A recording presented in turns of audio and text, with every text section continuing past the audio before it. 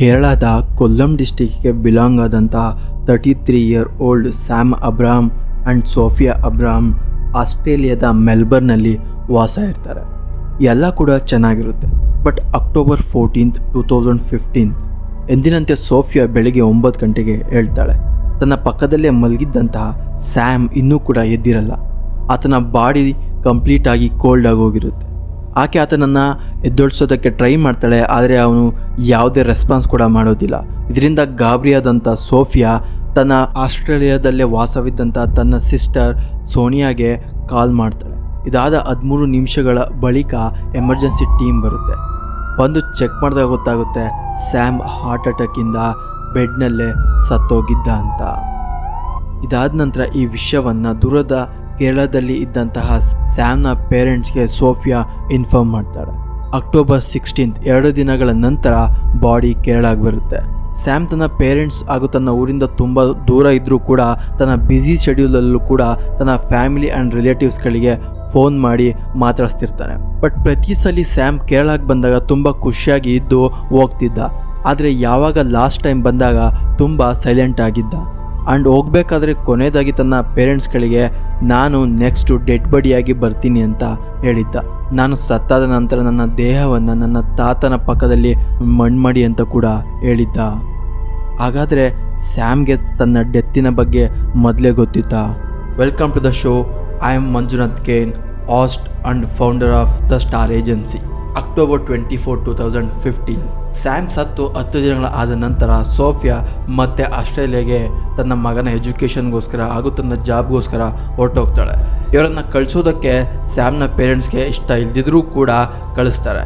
Sophia ಆಸ್ಟ್ರೇಲಿಯಾಗೆ ಹೋದ್ಮೇಲೆ ಪ್ರತಿ ಶನಿವಾರ ಇವರಿಗೆ ಫೋನ್ ಮಾಡಿ ಮಾತಾಡ್ತಿರ್ತಾಳೆ.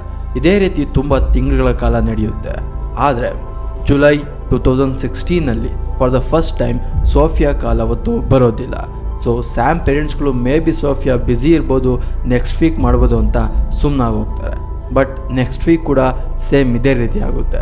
ಸೊ ಇದರಿಂದ ಸ್ವಲ್ಪ ಗಾಬರಿಯಾದಂಥ ಸ್ಯಾಮ್ ಪೇರೆಂಟ್ಸ್ಗಳು ಅಲ್ಲೇ ಆಸ್ಟ್ರೇಲಿಯಾದಲ್ಲಿ ವಾಸ ಇದ್ದಂಥ ಸೋಫಿಯಾ ತಂಗಿ ಸೋನಿಯಾಗೆ ಇನ್ಫಾರ್ಮ್ ಮಾಡ್ತಾರೆ. ಆದರೆ ಅಲ್ಲಿ ಸೋನಿಯಾ ಬೇರೆ ವಿಷಯನ ಹೇಳ್ತಾಳೆ. ಯಾಕೆ ಅಂದರೆ ಸೋಫಿಯಾ ನಿಮ್ಮ ಜೊತೆನೇ ಅಲ್ಲ, ಯಾರ ಜೊತೆನೂ ಕೂಡ ಮಾತಾಡೋದಕ್ಕಾಗೋದಿಲ್ಲ. ಯಾಕೆ ಅಂದರೆ ಆಕೆಯನ್ನು 15 ದಿನಗಳ ಹಿಂದೆ ಆಸ್ಟ್ರೇಲಿಯನ್ ಪೊಲೀಸ್ಗಳು ಅರೆಸ್ಟ್ ಮಾಡಿದ್ದಾರೆ ಅಂತ. ಸೊ ಆಕೆಯನ್ನು ಸ್ಯಾಮ್ನ ಮರ್ಡರ್ ವಿಷಯವಾಗಿ ಅರೆಸ್ಟ್ ಮಾಡಲಾಗಿತ್ತು. ಹಾಗಾದರೆ ಆಸ್ಟ್ರೇಲಿಯನ್ ಪೊಲೀಸ್ಗಳು ಇಷ್ಟು ದಿನ ಆದಮೇಲೆ ಸೋಫಿಯಾನ ಅರೆಸ್ಟ್ ಮಾಡಿದ್ದಾದರೂ ಯಾಕೆ? ನಿಜವಾಗ್ಲೂ ಸ್ಯಾಮ್ ಹಾರ್ಟ್ ಅಟ್ಯಾಕಿಂದ ಸತ್ತಿಲ್ವಾ? ಯಾವಾಗ ಸ್ಯಾಮ್ನ ಅಟಾಪ್ಸಿ ರಿಸಲ್ಟ್ ಬರುತ್ತೋ ಆ ರಿಸಲ್ಟ್ನಲ್ಲಿ ಸ್ಯಾಮ್ನ ದೇಹದಲ್ಲಿ ಹೈ ಕಂಟೆಂಟ್ ಆಫ್ ಸೈನೈಡ್ ಹಾಗೂ ಆತನ ಬ್ಲಡ್ನಲ್ಲಿ ಕ್ಲೋನೋಜೆಪಮ್ ಡ್ರಗ್ ಇರುತ್ತೆ. ಈ ಕ್ಲೋನೋಜೆಪಮ್ ಡ್ರಗ್ಗನ್ನು ಮೇಯ್ನ್ಲಿ ಸ್ಲೀಪಿಂಗ್ ಪಿಲ್ ಆಗಿ ಯೂಸ್ ಮಾಡ್ತಾರೆ. ಸ್ಯಾಮ್ ಹಾರ್ಟ್ ಅಟ್ಯಾಕಿಂದ ಸತ್ತಿಲ್ಲ, ಬದಲಾಗಿ ಆತನನ್ನು ಕೊಲೆ ಮಾಡಲಾಗಿತ್ತು. ಸೊ ಇದರಿಂದ ಆಸ್ಟ್ರೇಲಿಯನ್ ಪೊಲೀಸ್ಗಳು ಸೋಫಿಯಾನ ಟ್ರ್ಯಾಕ್ ಮಾಡೋದಕ್ಕೆ ಶುರು ಮಾಡ್ತಾರೆ. ಆಕೆಯ ಬ್ಯಾಂಕ್ ಬ್ಯಾಲೆನ್ಸ್ ಆಗಿರ್ಬೋದು, ಆಕೆಯ ಟ್ರಾವೆಲ್ ಹಿಸ್ಟ್ರಿ ಆಗಿರ್ಬೋದು, ಅಥವಾ ಆಕೆಯ ಫೋನನ್ನು ಕಂಪ್ಲೀಟಾಗಿ ತಿಂಗಳ ಗಟ್ಟಲೆ ಟ್ರ್ಯಾಕ್ ಮಾಡ್ತಾರೆ. ಸ್ಯಾಮ್ ಸತ್ತ 5 ತಿಂಗಳ ನಂತರ ಅವರ ಕಾರನ್ನು ಬೇರೆ ಒಬ್ಬ ಪರ್ಸನ್ಗೆ ಟ್ರಾನ್ಸ್ಫರ್ ಮಾಡ್ತಾಳೆ. ಆ್ಯಂಡ್ ಅದೇ ವ್ಯಕ್ತಿಯ ಜೊತೆ ಒಂದು ಜಾಯಿಂಟ್ ಅಕೌಂಟನ್ನು ಕೂಡ ಕ್ರಿಯೇಟ್ ಮಾಡ್ಕೊತಾಳೆ. ಅದಾದ ನಂತರ ಒಬ್ಬ ವ್ಯಕ್ತಿಯ ಜೊತೆ ಇರೋದಕ್ಕೆ ಶುರು ಮಾಡ್ತಾಳೆ. ಅವನ ಜೊತೆ ಕಾಫಿಗೆ ಹೋಗೋದಾಗಿರ್ಬೋದು, ಪಾರ್ಕಲ್ಲಿ ಮೀಟ್ ಆಗೋದಾಗಿರ್ಬೋದು, ಒಟ್ಟಿನಲ್ಲಿ ಅವನ ಜೊತೆ ಲಿವಿಂಗ್ ರಿಲೇಷನ್ಶಿಪ್ಪಲ್ಲಿ ಇರೋದಕ್ಕೆ ಶುರು ಮಾಡ್ತಾಳೆ. ಆ 2 ವ್ಯಕ್ತಿಗಳು ಕೂಡ ಒಬ್ಬನೇ. ಆತನ ಹೆಸರು ಅರುಣ್ ಕಮಲಾಸನ್ ಅಂತ.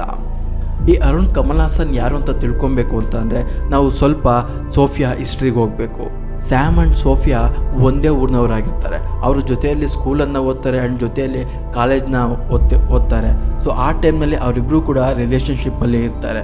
ಸ್ಯಾಮ್ ಸೋಫಿಯಾಗೆ ನಾನು MBA ಮಾಡಿದ ನಂತರ ನನ್ನ ಮದುವೆ ಆಗ್ತೀನಿ ಅಂತ MBA ಮಾಡೋದಕ್ಕೆ ತಮಿಳ್ನಾಡಿಗೆ ಹೋಗ್ತಾರೆ. ಆದರೆ ಸೋಫಿಯಾ ಅಲ್ಲೇ ಕೇರಳದಲ್ಲಿ ಪೋಸ್ಟ್ ಗ್ರ್ಯಾಜುಯೇಷನ್ ಮಾಡ್ತಾ ಇರ್ತಾಳೆ.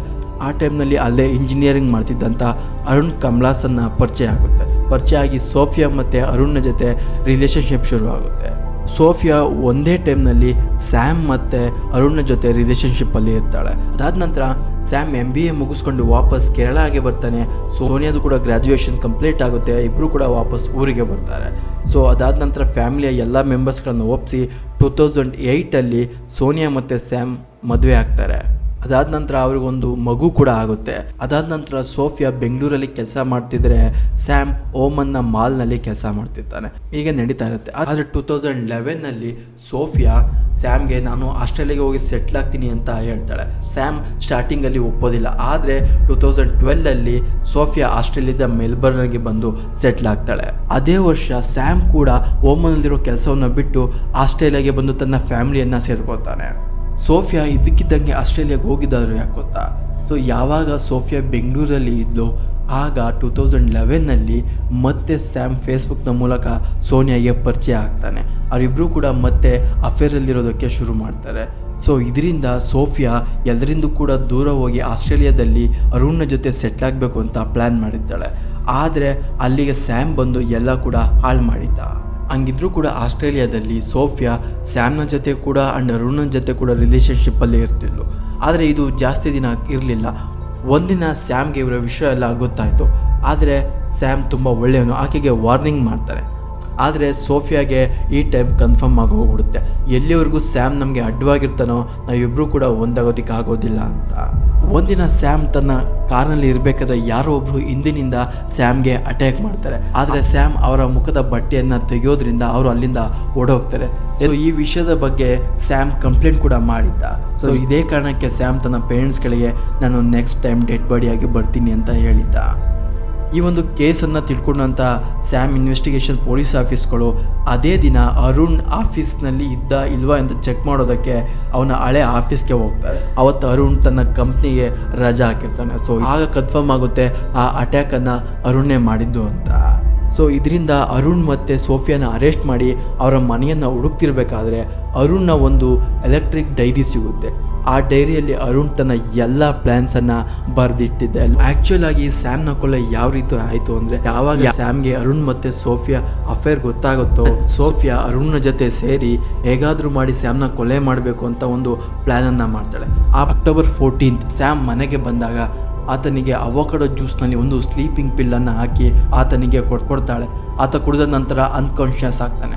ಸೊ ಮೊದಲೇ ಪ್ಲ್ಯಾನ್ನಂತೆ ಅರುಣ್ ಆಲ್ರೆಡಿ ಆಕೆ ಮನೆಯಲ್ಲಿ ಇರ್ತಾನೆ. ಆತ ತಂದಿದ್ದಂಥ ಸೈನೈಡನ್ನು ಜ್ಯೂಸ್ನಲ್ಲಿ ಮಿಕ್ಸ್ ಮಾಡಿ ಆತನ ದೇಹಕ್ಕೆ ಇವರೇ ಫೋರ್ಸ್ಫುಲ್ ಆಗಿ ಹಾಕ್ತಾರೆ. ಓವರ್ಡೋಸ್ ಆಫ್ ಸೈನೈಡಿಂದ ಸ್ಯಾಮ್ ಸತ್ತೋಗಿದ್ದ. ಇದಾದ ನಂತರ ಆಸ್ಟ್ರೇಲಿಯಾದ ಸುಪ್ರೀಂ ಕೋರ್ಟ್ ಅರುಣ್ಗೆ 24 ವರ್ಷಗಳ ಶಿಕ್ಷೆಯನ್ನು ವಿಧಿಸುತ್ತೆ ಆ್ಯಂಡ್ ಸೋಫಿಯಾಗೆ 22 ವರ್ಷ ಶಿಕ್ಷೆಯನ್ನು ವಿಧಿಸುತ್ತದೆ. ಸೋಫಿಯಾನ ಮಗನನ್ನು ಸೋಫಿಯಾ ಸಿಸ್ಟರ್ ಆದಂಥ ಸೋನಿಯಾಗೆ ಕೊಡ್ತಾರೆ. ಸ್ನೇಹಿತರೆ, ಇದಾಗಿತ್ತು ಈ ಒಂದು ಕಂಪ್ಲೀಟ್ ಕೇಸ್ ಸ್ಟಡಿ. ಈ ಕೇಸ್ ಸ್ಟಡಿ ಬಗ್ಗೆ ನಿಮ್ಗೇನು ಅನಿಸುತ್ತೆ? ನಿಮ್ಮ ಅನಿಸಿಕೆಗಳನ್ನು ಕಮೆಂಟ್ ಸೆಕ್ಷನಲ್ಲಿ ತಿಳಿಸಿ. And thank you for watching.